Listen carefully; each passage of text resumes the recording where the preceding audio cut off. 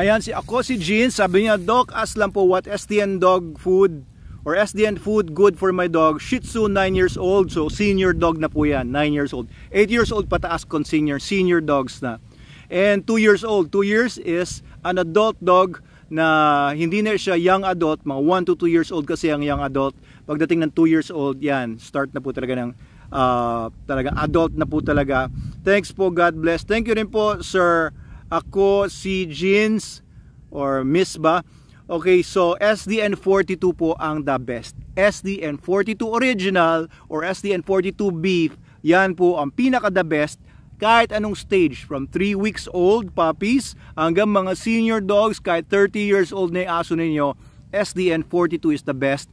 Just give them the proper amounts, okay, para po hindi po sayang yung dog food at hindi rin po masobrahan yung sistema ng katawan ng aso ninyo. Kasi kahit naman tayo sa tao, overfeeding or overeating or overnutrition is not good. Okay, so SDN 42 is the best kasi po all meats yan halos. Okay, yung SDN 28 and SDN 21, mataas na po yung rice content niya, kaya po napababa natin yung presyo sa kanila and bumaba yung protein content nila. Pero they're still better than, mas mabuti pa rin sila kaysa sa mga mid-range dog food na iba, kahit mga imported, at mga low-end dog food ng iba. Kasi yung SDN 21 ang parang low-end natin, di ba? Pero tignan nyo yung ingredients list niya. Number 1 pa rin is beef meal. Pangalawa is tuna meal. Hindi po number 1 is cereals or grains or corn or wheat.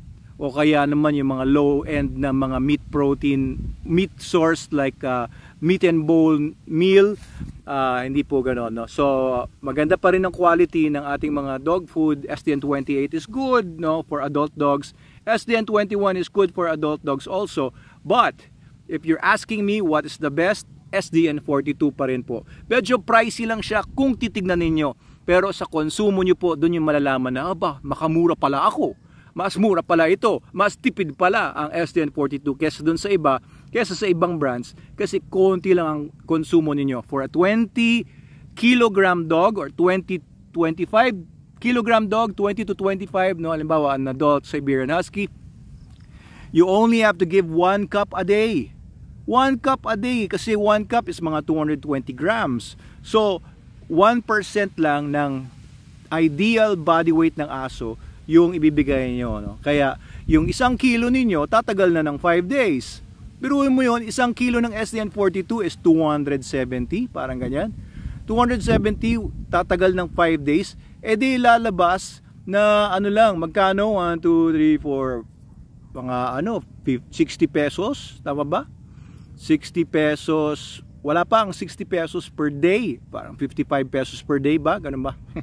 Medyo napurol na yung aking mathematics, kanina pa ako nagtataga ng mga damo dito sa ating bagong site.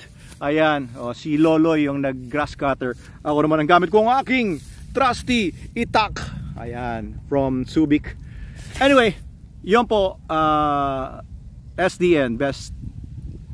Uy, nawala na rin. SDN, the best dog food in the multiverse.